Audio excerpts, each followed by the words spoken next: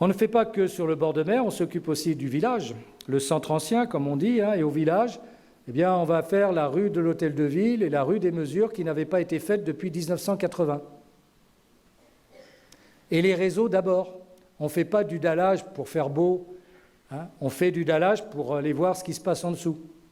Comme on l'a fait rue Asquier, comme on l'a fait place de Verdun, on le fait désormais la rue de l'Hôtel de Ville et la rue des Mesures. Alors évidemment, là, on en a pour 3 mois. C'est des contraintes, c'est pénible, mais 22 mars, ça doit être fini, 30 mars au pire. Et on aura un village avec un pavage, avec quelque chose qui a de la gueule, indépendamment de tous les réseaux qui auront été refaits en dessous. On le fait les réseaux avec la CASA, et le dallage, c'est pour nous, bien sûr, avec un certain coût. Nous allons aussi continuer à faire des rues dans le village. Cette année, on a fait la rue du 26 août. Là, on va continuer l'Ocariero. Je rappelle que rien ne s'était fait jusque-là, quand même. Donc, chaque année, on cale une rue supplémentaire pour refaire. Alors, je sais bien qu'on rentre après dans des débats. Moi, la couleur, j'aime pas le rose, j'aime pas le gris. On va la mettre en vert, comme ça. Et en fait, quand on le fait, on se demande bien pourquoi on l'a fait, puisque avant, on se cassait la figure tranquille. Et personne ne nous demandait rien en plus. Donc on est quand même un peu... Enfin bon. Mais après, on s'habitue et tout va bien. Le parking de Gaulle va devenir un parking connecté. Quand vous entrerez, vous serez électrocuté. Comme ça, vous repartirez tout de suite, notamment les voitures ventouses de Polygone Riviera.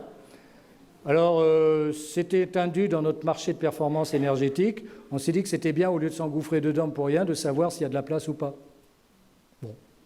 Gadget, pas gadget, on verra bien. Enfin, ça va nous permettre aussi de regarder comment ça fonctionne. Mais ça reste gratuit. Voilà. Parce que la gratuité de nos parkings, c'est un coût pour la commune de 2 millions d'euros. Si nous avions des parkings payants comme partout ailleurs dans les autres villes, nous aurions, sans les PV, 2 millions d'euros, vu les places de parking que nous avons. Et avec les PV, alors... Et les PV, quand il y a des parkings payants, c'est 100% pour la commune tout de suite. Tandis que dans les parkings gratuits, le PV qu'on vous met, nous n'en avons qu'un tiers au bout de 2 ans. On est vraiment des malades, nous. Ben ça participe à la qualité de vie dans une commune aussi. Mais c'est aussi comme ça qu'on attire les gens pour venir chez nos commerçants. C'est un choix que l'on fait. Évidemment, il y a ceux qui restent un peu trop, ceux qui voudraient la place tout de suite pour pouvoir en faire un garage à ciel ouvert. Faut trouver les compromis, d'où la zone bleue. Il y en a qui n'ont toujours rien compris comment ça marche, mais enfin, ça ne fait rien. Une fois qu'ils ont le PV, ils ont compris. C'est pas gênant. Un peu plus loin que le parking des Ferraillonnes. Alors, les Ferraillonnes, nous avons créé la maison d'accueil des services publics. Quand la Poste est partie, nous avons fait un centre administratif pour tous, pour tout le canton, monsieur le conseiller départemental. Et donc, il y a un projet de cabinet médical, de centre médical, qui avance bien, puisque les locataires quittent les lieux. Le docteur Barbarou est déjà opérationnel chemin du Pas-de-Bonheur.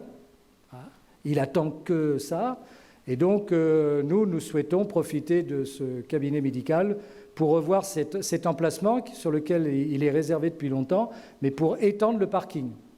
Voilà. Et puis en même temps, ça aérera un peu le secteur, ça lui donnera une continuité. De même que dans la modification du PLU qui va venir, la numéro 6 dont je reparlerai tout à l'heure, on va faire en sorte qu'à la place du cube J, il y ait une continuité d'immeubles.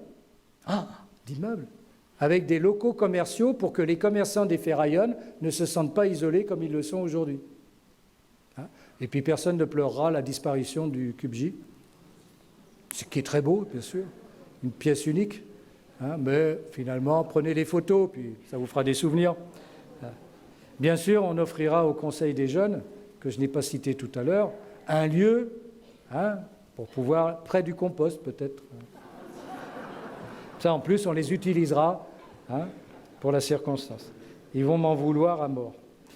Le conseil départemental, Marie, grâce à lui, nous allons enfin élargir la piste cyclable après les serres que vous avez au bord du Loup, où là, le vélo et le piéton, et puis il y a la bordure, je vais tomber, et voilà. Donc, enfin, on va appeler ça par encorbellement, c'est-à-dire qu'on va élargir, c'est quand même un coût de quelques 400 000 euros. Donc si tout va bien pour cet été, hein, si tout va bien, sinon ça décalera. Mais enfin, c'est fait, c'est dans les tuyaux, ça va le faire. Ça donnera un confort pour tous ceux qui prennent la piste cyclable. Elle date quand même de 30 ans. Hein. Nous, on a été les premiers à les faire, les pistes cyclables. Hein. Donc voilà, elle date un peu pour certaines à cet endroit-là.